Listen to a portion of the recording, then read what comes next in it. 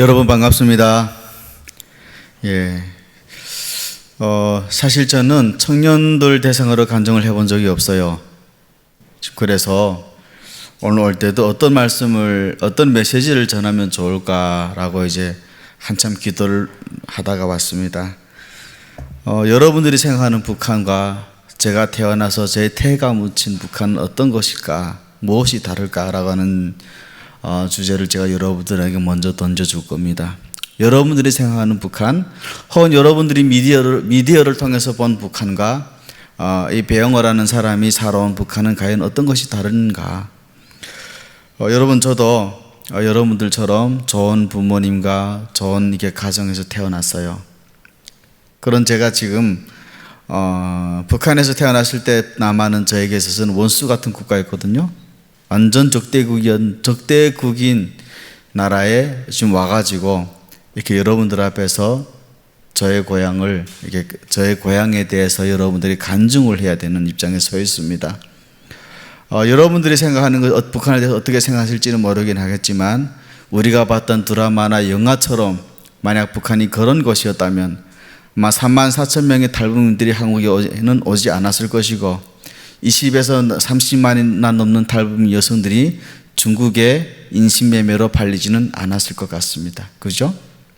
그건 저의 간증을 통해서 저는 여러분들에게 여러분들이 지금 얼마나 큰 축복을 받고 사는지를 꼭 기억을 하는 여러분들이 되셨으면 좋겠습니다라는 말씀을 드리고 싶습니다. 여러분들의 선배들이, 선조들이 이 나라, 이 민족을 지키기 위해 얼마나 수많은 눈물로 하나님께 아뢰어서 이 나라가 지금 큰 복을 받고 있는지, 반면 한때는 동방의 예루살렘이라고 했던 북한이라는 저 나라가 하나님으로부터 한량없는 축복을 받았지만 지금은 하나님을 배신함으로, 하나님을 거역함으로 받는 저주에 대해서 여러분들에게 저의 삶을 통해서 간증을 하려고 합니다. 비록 제가 말하는 말은 북한 전역을 대표하는 것은 아닙니다. 그렇지만 저의 삶을 통해서 여러분들이 북한을 바로 알고 북한을 위해서 어떻게 기도해야 되는지, 그리고 무엇을 위해 기도해야 되는지 여러분 꼭 알아갔으면 좋겠다라는 바람이 있습니다. 저는 북한 함경북도 오랑군 어대진이라고 하는 바닷가 마을에서 태어났어요. 청진, 지도상으로 보면요, 제일 꼭대기 쪽 위쪽에 있는 청진이라고 하는 그 지역을 중심으로 동해바다에서 근처에서 태어났습니다. 삼면이 이제 바다였고요, 두 개의 큰 민물 호수도 가지고 있는 참 아름다운 고장이었습니다. 저희 집은 할아버지, 할머니, 아버지, 그리고 고모, 삼촌들이 함께 살았었는데요, 저희 아버지는 맞이였습니다. 지금은 장선과 장남 이런 문화가 없지만 저 때만 해도 북한은 장남과 장손이라고 하면 좀 다른 형제들과도 다르게 좀 대화를 했던 그런 집안이었습니다. 그런 집안에서 제가 이제 장손으로 태어났죠. 그러다 보니까 할아버지와 할머니와 고모와 삼촌들로부터 온갖 사랑을 받으면서 성장하게 됩니다. 그러다가 제가 2살 되던 해에 아버지 어머니가 이혼을 하셨어요. 왜 이혼을 했는지는 아직도 모릅니다. 왜냐하면 아버지한테 가면 아버지가 잘해서 이혼을 했다고, 엄마한테 가면 엄마가 잘해서 이혼을 했다고 하니까 누구 말이 정확히 맞는 말인지 몰라가지고 아직도 긴가민가합니다. 그렇게 살던 저에게 제가 5살 되던 해에 저희 새어머니가 들어오셨어요. 새어머니가 들어오실 때 3살 된 배다른 여자 동생을 데리고 들어오셨고, 들어와서 저희 아버지와 새어머니 사이에 2명의 동생을 더 낳았습니다. 그러니까 저는 제가 원했던 적도 없는 동생이 3명이나 생기게 된 거잖아요. 그러나 저희 할아버지 할머니는 저를 이제 그 새어머니한테 보내는 것이 영 이렇게 미덥지 못해가지고 저를 8살까지 혼자 할아버지 할머니가 키워주셨어요. 그러다가 북한의 어떤 법에 의해서 제가 아버지한테 가게 되었습니다. 그런데 그때부터 제 인생에는 쓰나미가 시작이 된 거예요. 할아버지 할머니 손에서 자랄 때는 한없는 사랑만 받고 자라던 제가 새어머니한테 간 그부터 제 삶의 패턴이 모든 것이 바뀌게 되었습니다. 저희 새어머니는 좀 괴백한 분이셨어요. 그리고 제 성격이 되게 폭력적인 분이셨어요. 한국 같으면 말도 안 되는 상황이었는데, 북한에서는 부모가 자녀를 교육한다고 때리는 것은 아무런 그 제재도 가지 않습니다. 뭐 말해도 그러려니 해요. 북한 법 자체가. 그런 데서 자라다 보니까 제가 9살 되던 해에 저희 새어머니한테 얻어맞고 너무 매를 맞고 집을 뛰쳐게 나오게 됐어요. 나와서부터 그 다음부터 저는 길거리 생활을 시작하게 됐는데, 일명 북한에서 말하는 이제 꽃제비 생활이라고 하는 거죠. 그래서 전국구를 돌아다니면서 기차를 타고 다니며 북한 전역을 돌아다니는데, 저는 평양에는 사실 못 가봤습니다. 왜냐하면 평양으로 가서 하다가 잡혀가지고 몇 번 이렇게 잡혀 나왔기 때문에 평양, 개성, 자강도는 못 가봤고, 그 외에 북한은 전역으로 기차 타고 다 이렇게 돌아다니게 됐습니다. 그러다 보니까 제가 다니던 학교에서 이제 저를 더는 컨트롤할 수 없다라고 판단을 하고, 저의 생각엔 상관없이 그냥 무조건 저를 고학원이라고 하는 데 보내버렸어요. 고학원이라고 하면 한국어 말하면 고학원인데 이제 북한에서는 학원이라고 하는 것이에요.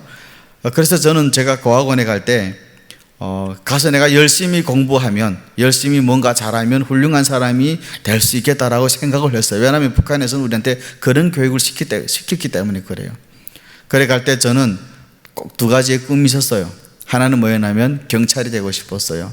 어릴 때부터 꽃제비 생활하면서 전국구로 소매치기를 하면서 살았던 저에게는 공권력의 힘이 얼마나 강한 힘인지를 미리 전부터 알게 되었고 보게 됐던 거예요.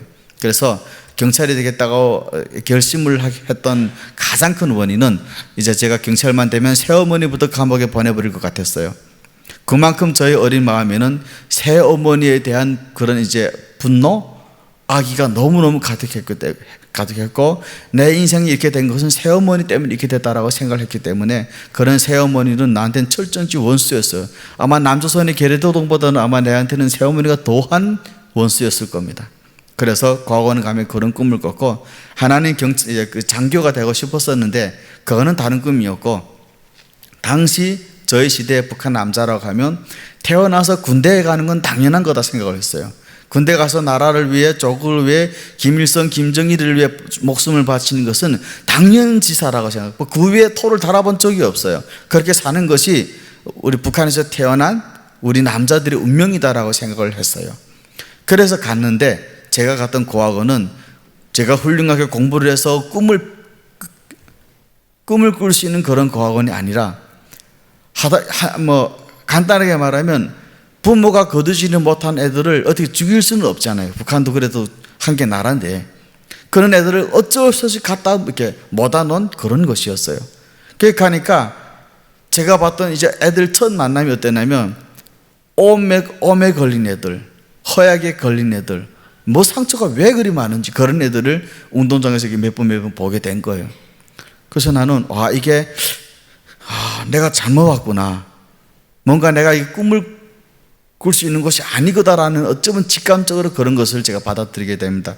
제가 고학원에 간 그 다음에 북한에서 소위 말하는 고난행군이 시작됐어요. 그때 여러분 우리가 뭐 먹었냐면요, 옥수수대 알죠? 옥수수 이렇게 그 알을 까면 그 옥수수 하얀 대가 나오는데, 물론 이걸 우리를 먹이려고 이렇게 말렸던 건 아니에요. 이게 용도가 다른 용도에 쓰려고 말렸는데, 하루는 그걸 가지고 나가더니 가루를 내가지고 분쇄가지고 오는 거예요. 다음날 아침에 죽을 떡 주는데 그 시꺼먼 그 그릇에다가 우리 그릇도 시꺼맸는데 그 시꺼먼 그 죽을 쓰는데, 그 가루 10kg에다가 밀가루 한 근이라는 비율로 죽을 써주는 거예요. 우리한테는 밀가루는요, 좋은 밀가루도 아니에요. 여러분들이 지금 먹고 계시는 하얀 밀가루가 아니라 3등급 밀가루를 해가지고 중국에서 들어오는 건데, 약간 그 새까만 약간 피색 나는 밀가루예요. 근데 그 밀가루도 그 주간에 들어가니까 되게 하얗게 보이더라고요. 그 한 해에 저희 고학원생들은 60명에서 70명 넘는 애들이 허약 걸리고 죽어나가기 시작했어요. 부모 있는 애들도 고난의 행군에 딱 들어가니까 부모들이 키우지 못해가지고 밖으로 막 내보내는 그런 실정이 있는데, 저 같은 고학원에서 자라는 애들은 뭐 걔들이 죽는 데서 누가 하나 눈 깜짝하고 누가 눈물 하나 흘려주겠어요. 참 불쌍한 애들이었어요. 보호자도 없는, 아무런 이렇게 그 애들을 위해서 뭐 눈물은 고사하고 보호해 줄 수 있는 아무런 장이 없는 애들이었고, 그런 데서 우리는 참 어떻게 살아왔는지 저도 잘 모를 정도로 깊이 터지게 살아왔어요. 봄, 여름, 가을, 겨울, 뭐 공부하는 날보다는 일하는 날이 더 많았고, 공부 책상에서 연필로 공부하는 날보다는 산에 올라가서 도끼를 가지고 나무를 찍어서 내려오는 날이 더 많았어요. 신발도 변변히 없어가지고 뭐 부모 있는 가정도 뭐 그때는 먹고 살기 힘드니 옷도 제대로 없는데 저희 같은 고학원 애들이한테 뭘 누가 좋다고 대주겠어요. 원래는 정부가 다 대줘야 되는데 뭐 북한이란 정부도 고난의 행군이 들어가니까 자체 해결, 자력갱생이라는 말을 내세워가지고 결국 고학원도 그렇게 살라라고 이렇게 명령을 내린 거예요.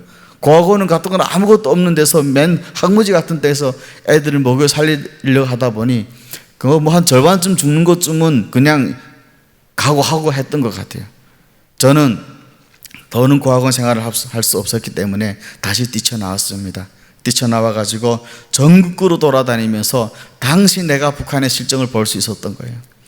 아마 내가 여러분 진짜 이렇게 좋은 집에서 태어나서 아버지 어머니 밑에서 공부하다가 만약에 어떤 문제 때문에 한국에 왔다면 저는 이런 증언을 여러분들 앞에는 못했을 것 같아요.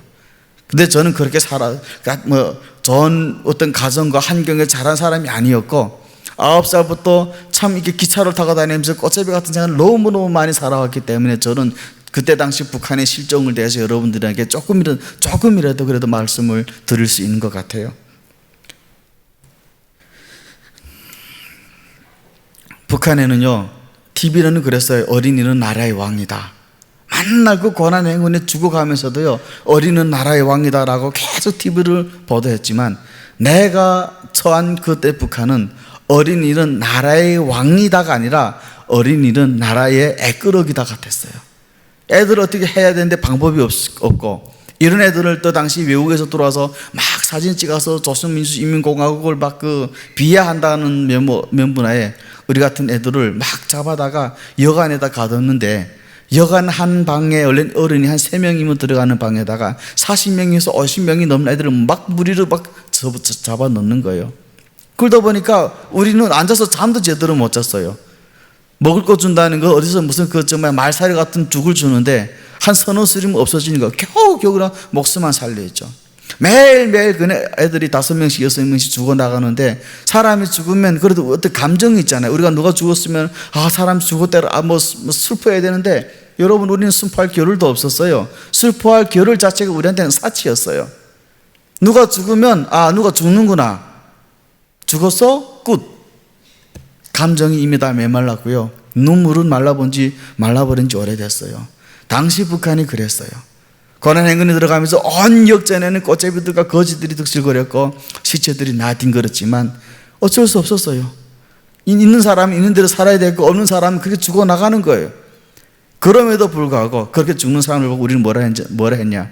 저 사람들은 국가에 충실하지 못해서 죽었다라고 또 그런 말까지 하면서 죽은 사람을 마치도 역적처럼 취급을 했던 것이 당시 북한 상황이었습니다.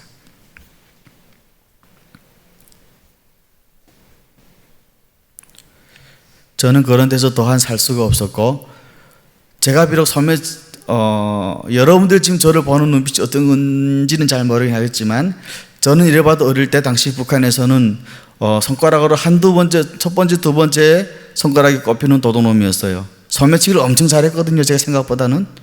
저는 그래서 살아날 수가 있었어요.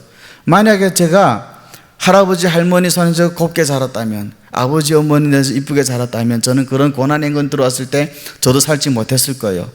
9살인 어린 나이부터 북한의 전역을 돌아다니면서 훔쳐먹고 도둑질해먹고 그렇게 하다 보니까 그게 또 같아가지고 소매치기까지 되었고 고난의 행군이라는 시기를 저는 넘어올 수가 있었던 것 같아요.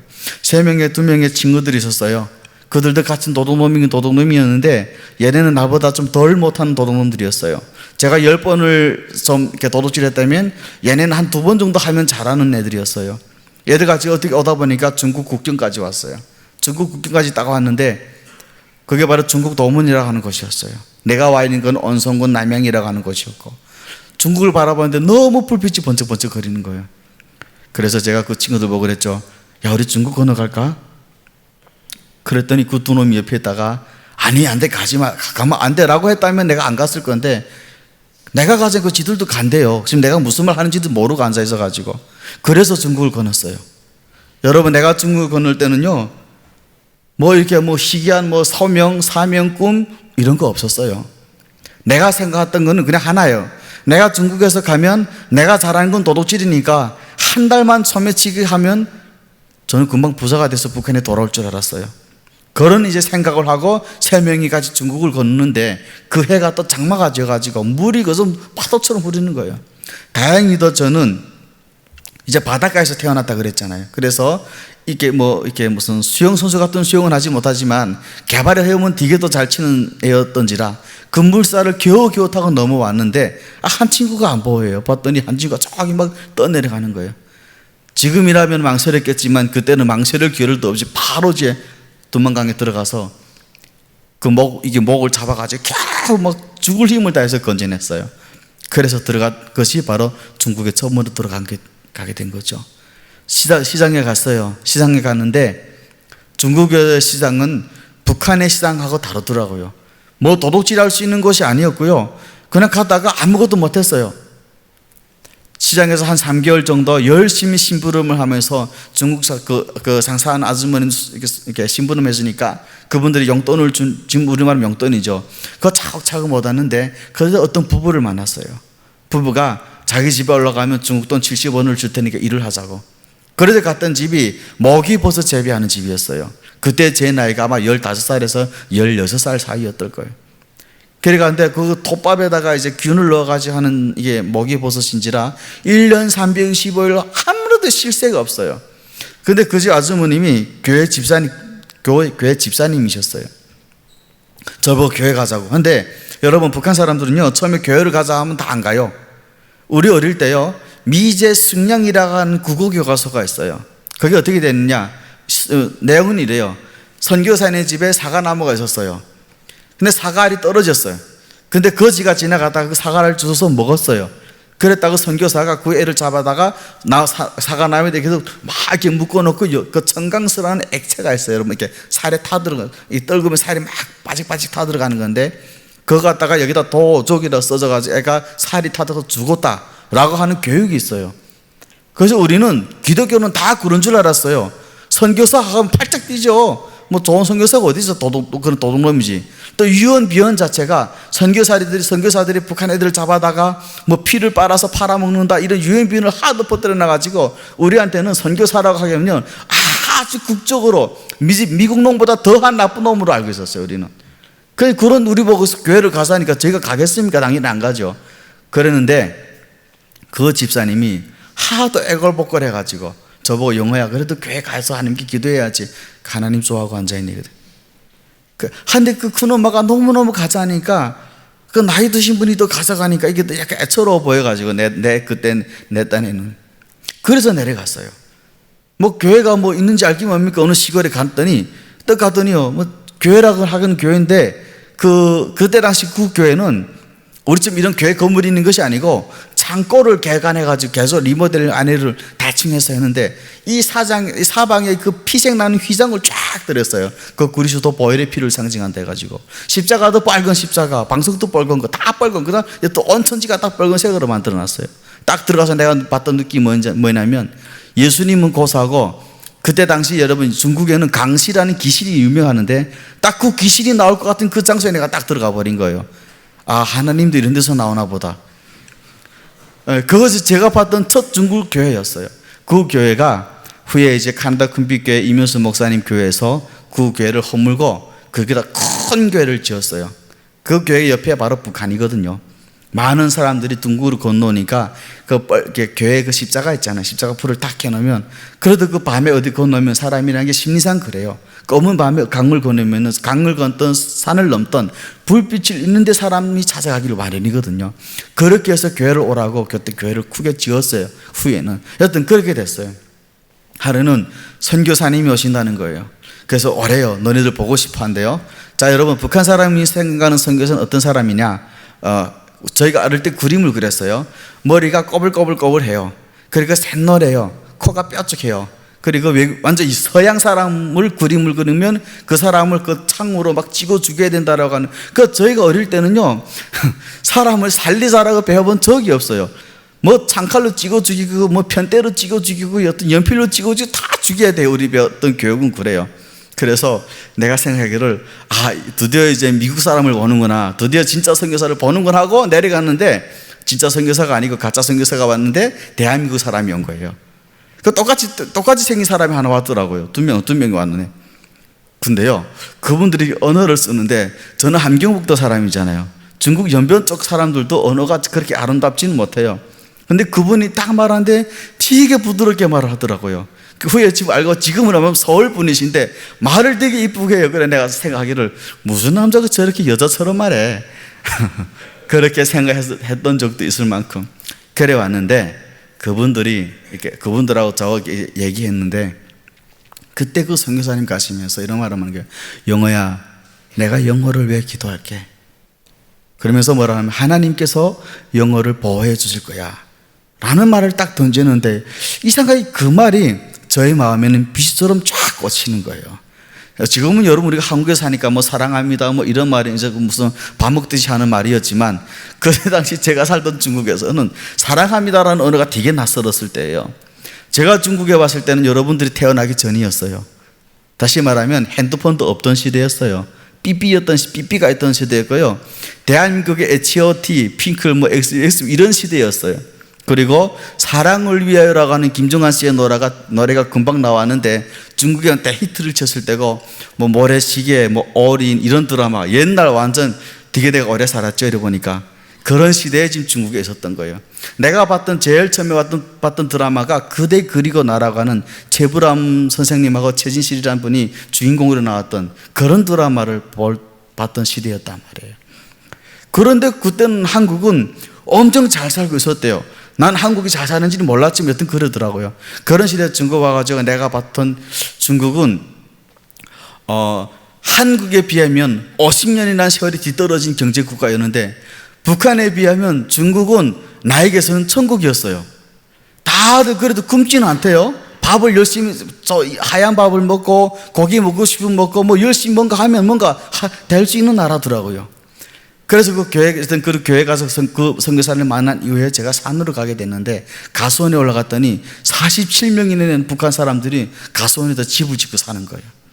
그때 거기서 제가 뭘 배웠냐면 여러분 그 제일도 목사님의 그 바포라는 책이 그때 베스트셀러가 돼가지고 중국에 쫙 나왔는데 그 책이 한 200권 정도가 저희 산으로 올라왔어요. 그 어느 선교사님 기증을 한 거였는데 그분의 책을 보고 그 다음에 나는 할렐루야 아즈마였다라고 하는 제자실 목사님의 책 옛날이죠 이게 다 지금 그런 분들의 선교사님들의 어떤 책을 하도 많이 올려줬어요. 근데 나는 그때 어린애였기 때문에 뭐 일을 하고 나면 할 게 없어가지고 그 책만 주구장창 봤던 거예요.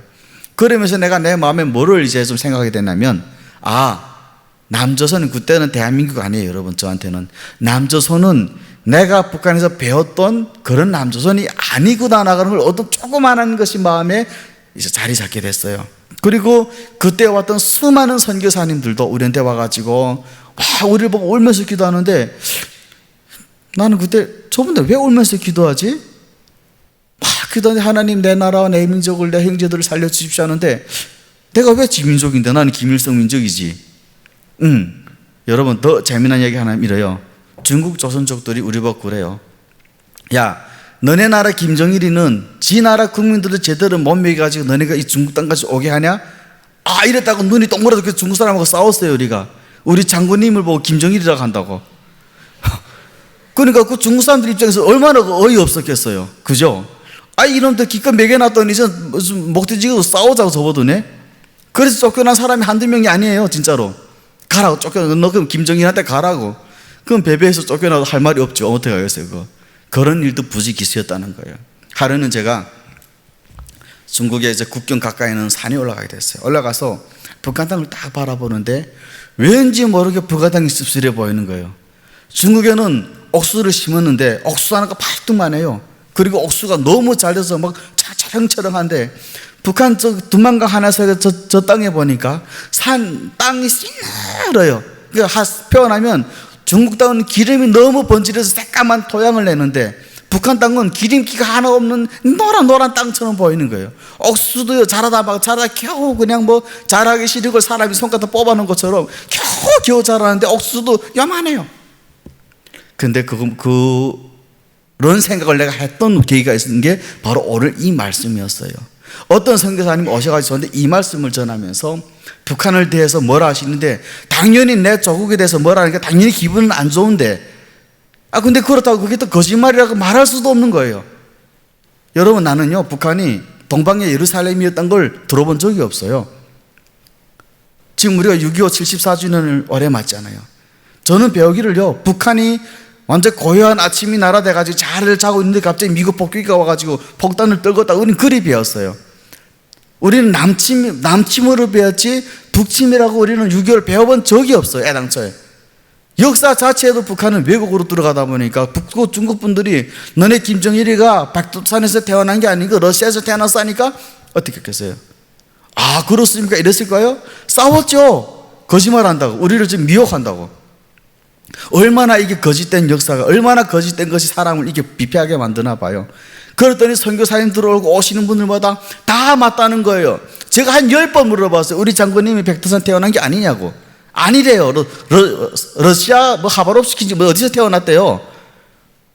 그러면 그 말 듣고 진짜 멘붕이 오는 거죠. 저하고 있던 북한 사람들 저만 그런가 했더니 어른들은 또 어디서 들은 게 있는지 조금 알더라고요. 저 같은 애들만 몰랐을 뿐이었어요. 그때 내가 조금만 우리나라가 역사를 왜곡하고 있구나. 왜곡하고 있구나. 그래 그 선교사님들이 교육과 근데 그때도 반신반의였어요. 뭐 선교사님들이니까 그런 말 할 수 있겠지. 지들은 미국에 태어나거나 북한 사람이니까 이렇게 또 생각을 하고, 그러니까 완전히 맞다라고 생각한 것도 아니고 그렇게 살아갔던 거. 그러다가 어떤 분의 소개로 제가 이제 그 동독반을 가게 됩니다. 동독반이라고 하는 것은 전문 성경으로 가르치는 곳인데 제가 거기서 3년 동안 있었어요. 근데 그때 우리를 가르치셨던 분이 북한 전도사님이셨는데 그분은 저하고는 성별이 다르죠. 북한 특수부대 출신이었고 김일성, 김정일이어서 몸이 총폭탄으로 준비된 사람이었는데 군대 제대돼가지고 북한에 자기 고향에 딱 와봤더니 자기 어머님이 아들이 왔는데 해줄 쌀이 없어가지고 지금 가만히 물을 끄는 거 보고 이 사람이 정신이 헷가다 가버린 거예요. 왜냐? 나는 이 민족을 이런 국민들을 위해서 나라를 지켰는데 내가 와서 지금 본 현실은 나라의 국민들이 지금 먹을 것이 없어가지고 온 역전의 거지들이 득실거리는 그 장면을 보고 그 전도사님이 머리가 헷가다 해가지고 중국을 건너왔는데 하나님을 만난 거예요. 그러니까 이런 분들이 하나님을 믿는다면요, 저 같은 건 게임도 안 돼요. 죽기 살기로 하나님을 믿어요. 매일매일 그 바닷가 나가서 설날 기도하면서 하나님 나라가 언제면 저 북한에 들어가겠습니까? 하나님의 복음이 언제면 저 북한 땅에 들어가겠습니까? 이 기도만 수십 년 세월 하고 있는 거예요. 그런데 내가 지금 들어간 거예요. 처음에 엄청 힘들었어요. 나는 북한을 내 조국이기 때문에 비록 내가 가난해서 중국에 온 건 맞지만 그 누가가 북한에서 안 좋은 소리 하면 되게 듣기 싫더라고요. 거기다 또 그 장군님을 대해서 너무 욕하니까 그것도 더 듣기 싫어요. 또 이상하게. 그래도 날 키워준 장군님인데 이러고 있어요, 내가 지금. 근데 여러분, 이것이 다만 내 문제, 저뿐만이 아니라는 거예요. 그때 북한에서 온 사람은 다 그리 생각을 하고 있었어요. 비록 하나님은 오른쪽에 모시고 장군님은 왼쪽에 모시고 사는 게 북한 사람들이었어요, 그때는. 그런데 이게 와장창 깨지는 사건이 있었는데 그것이 뭐냐? 바로 저희는 통도반에 있다가 저희를 가르치셨던 전도사님하고 사모님이 체포가 되셨어요. 사모님이 먼저 체포가 되셨는데 우리 사모님이 그 감옥 가 있을 때 어떤 분이 그 감옥에서 나와서 우리한테 후에 왔는데 그분이 우리한테 말하는 거예요. 보이부 개혁 간수 지도원이 보이부 간수가 이랬대요.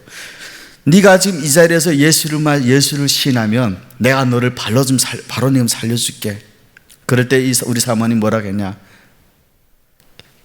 김일성, 김정일은 조선노동당은 나에게 살아가는 무슨 걸 줬다 했지만 우리 예수님은 나에게 영원히 살아갈 수 있는 진리를 주셨다. 당신 같았으면 그 어느 것을 믿겠냐? 이 말을 딱 던졌다고 그 소식을 접하는 순간에 그나마 조금이나 이게 남아있던 그 무슨 우상단지들이 한 번에 와랑창창 무너지는 거예요. 하나님은 살아계시는구나. 예수님은 살아계시는구나. 이것이 내가 배웠던 예수님이었어요. 열심히 믿다가 중국 산동성 일조시라고 하는 곳에서 기도하다가 전략 기도해서 이제 마지막으로 다 하고 이제는 예수님 이름으로 기도합니다라고 일어서는 순간에 중국 경찰 10명이 저희 5명을 확 덮쳐버렸어요. 중국말로 산소포토 무슨 꼼짝 먹고 손들어 이런 소리래요. 첫 번째 북송이 됐어요. 그래 저하고 같이 가르치던 전도사님이 같이 잡혀나갔는데 그 전도사님하고 나는 남자였고 자매님이 3명이셨는데 그 자매들 중에 2명은 한국왔고 한 명은 목사가 됐고 한 명은 지금 장신대 신학교를 다니고 있어요. 그렇게 이제 만난 2년이 됐는데 그때 우리 전도사님이 저한테도 그런 말씀하더라고요. 영호 형제, 어떤 방법으로 하나님이 너를 살려줄 테니까 너는 절대 네 선에서 말씀을 놓지 말고 늘 하나님께 지금처럼만 가까이 다가가라.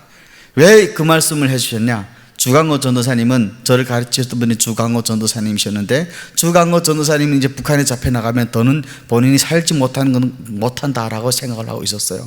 북한에서 이분을 잡으려고 이미 지금 여기를 말 포고라고 하죠. 이제 범죄자 그런 것이 내려진 상태였고, 중국과 합동을 해가지고 이 사람을 잡으려고 지금 수수께끼를 하던 찰나에 지금 우리가 잡혔기 때문에 그래요. 근데 나는 그때 그분이 그렇게 말씀하시는데 되게 마음이 슬펐어요, 여러분. 아니, 하나님이 살아계시면 우리를 보호해 주셔야 되는 거잖아요. 그죠? 여기서 여러분들이 생각한 하나님과 내가 생각한 하나님이 다를까요? 내가 믿는 하나님은 여러분 어떤 하나님이세요? 여러분들이 믿는 하나님과 내가 믿는 하나님은 무엇이 다를까요? 나는 하나님이 내가 중국에서 열심히 기도하고 공부하고 열심히 하나님 말씀을 외우면 저를 보호해 주실 줄 알았어요. 경찰에 안부 차백하고 열심히 여기서 잘 준비됐다 북한의 통일의 문을 열어주시면 다시 하나님의 말씀을 가지고 다시 북한으로 들어간다라고 생각하고 있었지, 하나님을 믿다가 이게 잡혀간다라고 난 생각해 본 적 한 번도 없는데, 지금 내가 지금 처한 상황은 내가 생각했던 하나님 아니었던 거예요. 여러분들보다 제가 찬송가를 적게 불렀을까요? 우리는 매일 밤 철회를 했어요. 매일 밤 절례하면서 하루에 2끼를 금식하면서 하루에 한 끼만 먹고 매일 밤 나가서 하나님께 기도드리며 그래 살아왔는데, 지금 내가 내한테 처한 이 앞의 상황은 내가 감당할 수 없는 일이 벌어진 거예요. 그로부터 첫 번째, 두 번째, 세 번째까지 저는 북송을 당했습니다. 마지막 북송을 당했던 데가 중국 북경이라고 하는 곳에서 잡혔는데, 앞에 건 뺄게요, 시간상. 그때 나한테는 남조선 도주라고 하는 딱지가 프레임이 씌워졌어요. 왜 이게 가능했냐? 당시 북한 사람들이 중국에 있는 남한 대사관으로 막 들어가는 것을 이 외신들이 사진을 찍어가지고 공개를 해버린 거예요. 그래가지고 그 해요, 북한에서는 중국 식량 이하에서 잡힌 사람들은 몽땅 엮어가지고 남조선 도주라고 씌워가지고 정치범청소를 보내는 시기에 제가 지금 들어간 거예요. 제가 여러분 세 번째 북송이죠. 첫 번째, 두 번째 갔을 때는 교도소를 갔다 왔어요. 교도소 갔다 온 저기 때문에 저한테는 최악으로 안 좋은 성분이 지금 씌워지는 상태에서 잡혀간 거예요. 여러분, 제가 그 전에 두 번째 잡혀갔을 때 저희 같이 공부하던 일행이 잡혀갔거든요. 이 사람은 어디 여쭤 나왔는데 저는 고아잖아요. 저희 아버님은 이미 돌아가셨고 고아다 보니까 제가 교도소를 갔는데, 그때 그 감옥에서 내가 살아나올 수 있었던 것은 당시 북한에서 저랑 같이 잡혀나갔던 그 부분들이, 그러니까 우리 말하면 현재 지하교인이라고 하죠. 그 사람들이 저한테 면회를 왔어요. 왜냐하면 우리는 다 같이 살았기 때문에 주소는 서로 공유하고 있었거든요. 야, 그 사람들이 저한테 면회 왔을 때요, 제가 어떤 마음이었냐면 천사가 저한테 온 줄 알았어요. 사실 북한 감옥은요, 면회가 없으면 살기 힘들 것이거든요. 그렇게 나왔다가 다시 세 번째 또 잡혔는데, 첫 번째 북송, 두 번째 북송 때까지는 그래도 전도사님이나 사모님이 주셨던 말씀이 있어서 내가 그 힘으로 살았던 건 맞아요. 그런데 세 번째까지 딱 잡히고 나니까 저희 믿음이 와장창 무너지는 거예요. 함경북도 도보이부에 가가지고 1년 2개월 동안 이제 그 예식임을 훈련을 받는데, 도보이부라고 하는 것은 여기를 말하면 옛날에 안기부 같은 그런 데라고 보시면 돼요. 그때 제 몸무게가 31.5kg이었어요. 너무나도 예식임을 많이 하고 막 거기에 들어가면 여러분 사람이 아니에요. 거기는 사람이라고 하는 것이 아니고 그냥 곽자로 때리고 제대로 말하면 때리고, 그 1년 동안 쓴 제가 비판서만, 진술서만 해도 한 이만큼 될걸요? 쓰고 또 쓰고 또 쓰고 또 쓰고 또 쓰고 꼬리 잡아서 또 물어, 이렇게 몇 번을 해요, 몇 번을. 저는 이제 거기서 더는 살아날 수 없다라고 생각을 하고 있었는데, 하나님의 방법은 내가 생각지도 못한 곳에서 늘 하나님 인도를 하셨더라고요.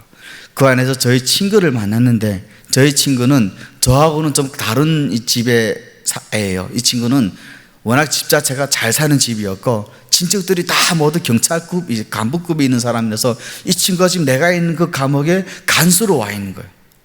나는 지금 재수로 와 있고. 그 친구를 만났을 때 여러분, 사람이 얼마나 마음이 간사하냐, 그러니까 얼마나 뭔가 잡고 싶었으면 그 친구를 딱 보는 순간 제 마음이 어떤 마음이 드냐면, 아, 나는 살았구나. 아니, 그 친구가 나왔으면 살려준다고 말도 안 했는데 제가 그런 마음이 들더라고요. 그때 하나님께 제가 어떤 기도를 드렸냐면, 그 전에 이제 군의관이 와가지고 저를 이제 신체검진을, 건강검진을 했는데 제가 몸무게가 31.5kg 내려가다 보니까 그분이 이렇게 말을 해요. 저 앞에서 말한 게 아니고 뒤를 돌아서면서, 쟤 어차피 내보내도 죽어. 그때 제 다리가 제 손을 잡으니까 요만큼 되더라고요. 제 발목까지가. 저는 이제 살아날 확률이 없죠. 그때 제가 하나님께 두 가지 기도를 드립니다. 하나님, 이왕 이래도 죽고 저래도 죽는데 한번 죽을 때 맛있는 음식 한번 좀 배불리 먹게 해 주십시오. 두 번째는 하나님의 말씀인 성경책을 다시 한 번만 좀 보게 해 주십시오. 너무너무 간절했어요, 그 기도가. 그런데 하나님께서는 그런 기도 외에도 저를 살릴 수 있는 사람을 보내주셨고, 그 안에서 1년 2개월 만에 다시 살아날 수가 있었어요. 와가지고 다시 교도소 갈 때는 4년 11개월이라는 이제 재판을 받고 다시 갔는데, 그때 역시 나한테는 살아날 수 있는 아무런 이제 꾼이 없었어요. 그냥 딱 지금 어떤 마음이었냐면, 여러분 이스라엘 백성들이 그 애굽을 나와가지고 나일강 들어갈 때 있잖아요. 딱 들어갈 때 찬송가를 부르면서 쫙 들어가잖아요. 좌우에는 이제 홍해물이 있고 뒤에는 바로군의 추격이 오고, 이 사람들이 어디다 보고 기도했을까요? 땅 밑을 보고 기도했을까요? 아니죠. 하늘을 보고 기도했죠. 딱 그런 심정이에요. 내가 친척이 누가 좀 약간 좀 훌륭한 사람이 있어서 나를 좀 빼낼 수 있는 사람이 있는가? 그것도 없고, 그렇다고 내가 연결할 수 있는 아무런 조치도 없는 상황이죠. 그럼 하늘밖에 없어요. 내가 지금 살아날 수 있는 뭔가이라도 유일한 소망이 있다면. 그때 하나님께 이런 기도를 드립니다. 하나님, 저는 꼭 살고 싶습니다. 저는 죽기 싫어요, 하나님. 근데 하나님께서 이번만 저를 좀 살려만 주신다면 내 이 두 손에 하나님의 말씀을 절대 놓지 않겠습니다 라는 기도를 너무너무 간절하게 드렸어요. 지금이니까 제가 이렇게 표현을 하시면, 그때는 온 몸으로, 온 뼈가 녹는 심정으로 기도를 드렸어요. 그런데 들어갔더니 2달 만에 감시라는 그게 교합안을 감시하는 감시가 됐고, 3년 조금 넘다가 나왔는데, 나올 때 제 몸무게는 67kg 돼서 나옵니다. 보통 이제 북한 감옥으로 생각하면 여러분, 살아서 들어갔다가 죽어서 나오는 곳인데, 나는 죽어서 들어갔다가 오히려 살아서 나오는 그런 복을 받았던 거예요. 여러분, 이거는요, 하나님의 절대적인 주권하심이 아니면 이루어질 수 없는 거예요. 나는 재범자였지요. 남조선 도주였지. 또 보위부에서 1년 넘게 치조를 받았죠. 저는 북한을 보면 신분이 제일 안 좋은 사람이라서 내가 죽는데도요, 누구 하나 깜짝할 사람이 없어요. 오히려 그 사람들에게는 나를 하나 죽이는 것이 그냥 지나가던 바퀴벌레 하나 밟아서 죽이는 것보다 오히려 더 쉬웠어요. 그런데 하나님께서는요, 그를 그렇게 바꾸지 않으셨어요. 나를 그 어려운 고난 속에서도 살려주셨고, 그냥 매일 감옥이라고 좋은 감옥이 세상에, 여러분, 감옥은 좋은 감옥 하나도 없어요. 그 TV나 드라마 같은 거 보고 이상하게 생각하면 안 돼요. 감옥은 감옥이에요. 자유가 없는 감옥은 인간에게는 제일 치욕과도 같은 거예요. 그렇지만 그 떡에서 살아나왔을 때 나는 우리 교화소 감옥의 담장이 한 13m예요. 13m에 좌우로, 좌에는 기관단총이 2개 걸려 있고 뒤에 이렇게 경찰들이 있는데, 내가 그때 그것을 보면서 얼마나 가슴으로 통태는지 몰라요. 하나님, 저 안에 있는 사람들도 빨리 좀 구원해 주세요. 만약에 잘 사는 나라였다면, 하나님께서 축복을 해주신 나라였다면, 저들이 아무런 죄도 아닌 죄인데, 먹지 못해서 도둑질하다가 잡혀온 죄, 결국은 사람이 의식주가 해결 안 돼가지고 그것 때문에 범죄를 지으러 들어온 사람들이 부지기시였기 때문에 제일 피난 노력이었죠. 그래서 나와가지고 다시 중국으로 건너와가지고, 당시 이제 저하고 같이 공부했던 분들이 먼저 한국으로 왔는데, 제가 이제 중국에 왔다는 소리를 듣고 그분들이 힘을 다 썼어요. 한국에서 나를 데려올 수 있도록. 여러분, 제가 여러분 이번에 우리 사랑의 불시착을 보셨죠? 한국 드라마. 어떠냐? 여러분 보시면 되게 북한도 좀 살 수 있는 나라인 것 같죠? 그죠? 여러분, 그리스도인들에게는 보이는 것에 안 보이는 것을 볼 수 있는 능력을 가져야 돼요. 내가 왜 이 말을 하냐면, 나는 사랑의 불시착을 볼 때 너무너무 화가 났어요. 만약 저런 땅이었다면 내가 왜 그 수많은 목숨을 걸고 죽음을 생명을 내 담보로 내드리면서 내가 이 대한민국까지 왔을까? 물론 하나님의 절대적인 인도하심은 맞지만 사람으로 인간적으로 생각해 봤을 때 여러분, 세상에 어느 사람이 자기 태를 묻힌 고향을 떠나고 싶어하는 사람이 과연 누가 어디 있겠냐 말이에요. 한국은 자유로우니까 뭐 공부하려고 가니까 미국으로 간다 합시다. 북한 같은 입장에서는. 그리고 탈북민들 34,000명이요. 중국에서 지금 팔려가가지고 임신예매를 당한 여자들만 해서 30만 정도 있다고 지금 통계를 내고 있는데 어느 사람이 자기 고향을 떠나서 말도 모르는 사람들한테 시집 가가지고 애를 놓고 살고 있겠냐 말이에요. 이건 비극이죠, 여러분. 그런데 난 그 사랑의 필살을 보면서 마치도 북한도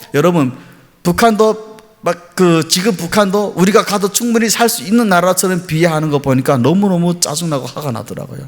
하도 하나님을 믿는 사람이니까 표현을 하면 안 되겠니? 속으로 기도하면서 내가 어떤 기도를 드렸을 것 같아요? 저 땅에 진정한 자유와 저 땅에 진정한 하나님의 복음이 들어간 나라라고 하면 그게 가능해요.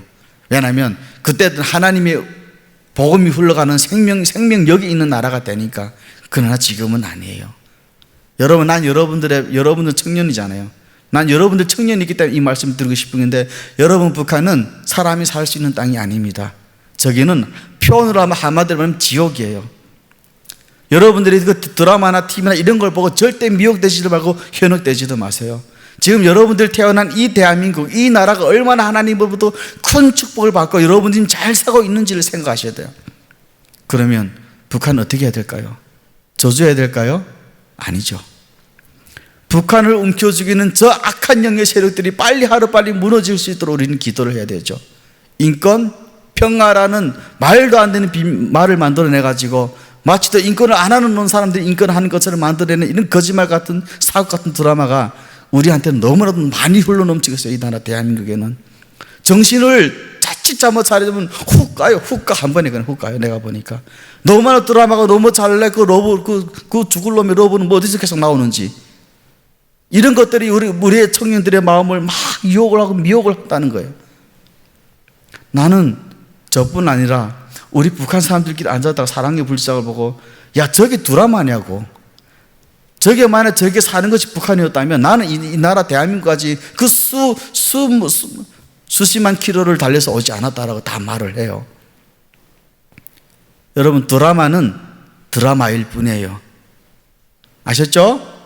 드라마는 드라마일 뿐이에요. 드라마가 현실이 아닙니다. 그렇게 드라마에 현혹되지 마시고 현실적인 눈으로 북한을 바라보시기 바랍니다. 여러분, 평양을 보시면 되게 번쩍번쩍하죠? 그죠? 저도 그런 게 있는 줄 몰랐어요. 우리 지방에는요, 하루하루 먹고 살기 힘들었어요. 사람이니까 그래, 사람인 거예요. 사람 몰골을 갖춘 건 사람인 거지, 여러분들이 봤을 때 북한 사람은 사람이 아니에요. 인디언들보다 더한 인디언 같은 사람들이 지금 여러분들의 반민족이 북한이란 말이에요. 근데 그 TV나 뭐 이상한 걸 보고 내가 봐도요, 현빈이라는 배우는 진짜 잘생겼어요. 남자가 봐도. 그런 사람을 당연히 북한 사람을 내세우니 대한민국 청년들은 훅 하죠. 북한이 저런 사람들 많은가 웃기고 앉아있니. 없어요, 여러분. 그런 거 새빨간 거짓말이 현혹되지 마요. 그거 드라마라니까. 여러분, 제가 키가 몇일까요? 제 키가 67이에요. 구두까지 신어서 67이에요. 구두 벗으면 65가 되겠죠. 제가 지금 북한에서 큰 키에 속합니다, 여러분. 저희 딸이 올해 14살인데 저 키가 똑같아요. 우리 큰딸이. 내가 왜 이 말 하냐? 현빈 같은 키 큰 남자가 없다고 말씀드리는 거예요, 지금. 그 이상한 거 보고 현혹되지 마시라고. 여러분, 어떠한 사람이든지 간에요, 자기가 태어났고 나서 자란 고향을 이렇게 비관적으로 말하는 사람은 세상에 없어요. 저도 사실 간증하면서 제 나라 고향을 대해서 여러분에게 이렇게 비하처럼 말하는 게 저는 마음이 아파요. 가슴이 터질 것처럼 아파요. 그렇지만 여러분들이 똑바른 길을 알아야 되잖아요. 똑바른 북한을 알고 왜 북한을 기도해야 되고 왜 북한을 우리가 그리스도의 마음으로 품어야 되는지 여러분들이 알아야 될 거잖아요. 그런 이상한 그 정치적인 논란에 의해서 뭐 좌파되면 좌파적인 드라마가 나고 뭐 보수되면 보수적인 드라마가 나오고 이런 걸 보고 보고 결정을 짓는 것이 아니라 현실적인 북한을 보고 하나님이 왜 북한을 저렇게 만드셨을까? 왜 하나님께서 내 민족인 내 반미적인 북한을 오늘날에 저렇게 만들어 놓으셨을까라고 하는 데서 여러분 좀 생각을 하시라고 제가 이 말씀을 드리는 겁니다. 제가 한국에 와서 여러분 너무너무 놀랐던 건 인천국제공항이었어요. 와, 물론 공항을 본 적도 없어요. 제가 뭐 비행기를 타봤겠습니까? 북한에서 이런 말이 있어요. 비행기를 타면 하늘을 나는 기분이다. 혹시 여러분들도 이런 말 썼나요? 혹시? 안 썼죠? 썼나요? 어때? 비행기를 타니까 하늘을 나는 기분 맞나요? 나는 멀미 나던데 비행기를 타니까. 그 환상이에요. 나한테는 비행기라는 것이. 북한에 있을 때는 기차는 그래서 탈 수 있었죠. 근데 나는 지금 대한민국 와가지고 전번 달도 제가 비행기를 탔고 이번 주도 제주도에서 4경일 하던 비행기를 탔고 비행기를 하도 수없이 타요. 그래서 저는 이렇게 말을 하죠. 하나님께서 북한에 있을 때는 기차를 하염없이 타게 하시더니 이 대한민국에 와서 또 그 비행기를 또 한없이 타게 하시네. 그래서 비행기를 왜 이렇게 멀미 날까 이렇게. 근데 나는 그래도 대한민국에도 오니까 비행기도 탈 수 있지만 내 조국은 그렇지 못하다는 거예요. 내 조국은요 하루 한 끼 먹고 살기도 힘들어요. 하루를 먹고 살기 위해서 본인이 할 수 있는 모든 것을 다 하는데도 자녀들한테 입에는 풀칠을 하고 있었어요. 그것을 부모들은 지켜봐야 되고요. 여러분, 사람이 살아가면 제일 마음이 아픈 게 뭐냐면 자기 자녀가 자기 부모가 자기 앞에서 스스럼 없이 죽어가는 거예요. 근데 문제는 부모가 할 수 없다는 거예요. 뭐든지. 여러분, 저는 저희 막내 동생을 잃었어요. 두 동생을 잃었어요. 한 동생은 엄마한테 가게 돼서 놔줬다가 갈라진 것이 이제 행방이 되었고, 저희 막내 동생은 장티부스라고 하는 열병에 걸려 죽었어요. 저는 그때 그 동생이 죽을 때 페니실린 하나 제대로 못 맞췄어요. 저희 아버지가 그 페니실린 한 대를 맞추겠다고 석탄을 둥지다 메고 한 10번을 팔아서 겨우 페니실린이라고 하는 이 항생제 약을 샀는데 병원에 가니까 의사가 하는 말이 이 약을 이 애한테 투입하면 얘가 바로 죽는다. 핏덩이도 안 된 7살이었어요. 7살인데 저희 딸이 6살인데 올해 저희 막내가 6살인데 저희 아들보다 머리 하나 더 작은 애가 저희 동생이었는데 그 죽는 애를 안고 내가 기숙사를 가가지고 안고 갈 때 그 애 몸무게가 새털처럼 가벼운 거예요. 여러분, 이게 북한입니다. 그래도 여러분 북한에 한상적인 마음 가지겠어요? 내 사랑하는 동생이 내 눈앞에서 주사 하나 제대로 못 먹고 죽어가는 이런 비극적인 나라에서 뭐가 그 땅에 생기겠고 뭐가 그 땅에 사람 사는 냄새가 나겠냐 말이에요. 그러면 여러분, 북한이 왜 그렇게 됐을까? 이것은 정치나 외교나 풀 수 있는 것이 아니에요. 어찌 보면 하나님의 가혹한 행위가 지금 북한에 임했는데 그것은 하나님을 배역한 그 대가라는 거예요. 여러분, 우리가 십계명 이래도 그랬죠. 너는 나 외에는 다른 신들을 섬기지 말라. 이거는 하나님께서 이르시되도 아니라 가라사대예요. 명령이에요. 명령. 그래서 이스라엘이 하나님 앞에 쓰임을 받았냐 못 받았냐는 이 민족이 하나님 앞에 어떻게 우상을 섬겼느냐 안 하나님만을 섬겼느냐에 따라서 이 민족이 축복을 받기도 하고 멸하기도 됐어요. 그럼 북한이라고 다를까요? 아니죠, 여러분. 김일성, 김정일, 김정은이라고 하는 이런 사탄의 세력들이 우상단체들이 북한에 차고 넘치는데 그것이 어떻게 하나님의 축복이 임하겠냐 말이에요. 나는 여러분, 우리 청년부들이시니까 말씀드리는데 올바른 세계관을 가지고 올바른 눈, 안목의 눈을 가지고 북한을 바라보시기 바랍니다. 지금 시대가 좀 이상한 시대가 점점 되어가가지고 저처럼 이렇게 말하는 사람들을 되게 보수 아니냐 이런 말 하는데 여러분, 저는 정치꾼이 아닙니다. 저는 성경적으로 놓고 말하는 거예요. 그리고 역대적으로 구약 성경을 보면 역대적으로 모든 선지자들이 맺혔던 그 시대와 지금 북한을 놓고 지금 여러분한테 말씀을 드리는 거예요. 여러분, 하나님을 잘 믿었을 때 받는 축복과 하나님을 거역했을 때 받는 저주를 먼 데서 보지 마세요. 여러분들의 반미적인 북한을 보고 여러분 유튜브에 북한에 관심 있는 유튜브 들어가 다 찾아보세요. 북한의 고난 행군을 딱 검색하면 북한의 고난 행군 다 올라와요. 저 같은 사람에게 말 그리 들을 필요는 없어요. 그것만 봐도 여러분들은 지금 얼마나 많은 축복을 받고 있고 여러분이 하나님으로부터 얼마나 많은 것을 받고 있는지 여러분은 스스로 알게 된단 말이에요. 그러면 우리의 삶이 하나님께 감사하지 못할 사람이 없겠죠. 코로나가 터졌어도 예배를 거역하는 행위는 하나님을 도전하는, 하나님께 대적하는 행위예요. 예배는 예배를 드려야 됩니다. 우리가 예배할 때 하나님 찬양을 받으시고요, 우리가 예배를 할 때 하나님 너무너무 기뻐하시고 우리 예수님께서 우리를 위해 중보하고 계신다는 사실 여러분 꼭 기억하시고, 앞으로도 여러분들이 걸어가야 되는, 살아가야 될 이 나라 대한민국을 그리스도인인 청년들이 지켜주시기 바랍니다. 저는 저희 역할을 최선을 다해 할 겁니다. 그래서 저희 민족과 복음을 지키기 위해 저는 최선을 다할 것이고, 여러분들은 여러분들의 몫을 감당하세요. 여러분들의 몫을 누구한테 의존하려고 하지 마시고 여러분들에게 주신 사명, 복음, 열정 가지고 이 나라 이 민족을 지켜주세요. 그럴 때야만이 이 나라 대한민국은 하나님이 쓰시는 모든 민족에 뛰어난 민족이 될 것이고 하나님의 민족으로 될 것입니다. 이를 위해서 여러분이 함께, 저는 저의 최선을 다할 것이고 여러분들은 여러분들의 최선을 다하셔서 함께 나가는 그리스도인들 되시기를 진심으로 바랍니다. 기도하겠습니다.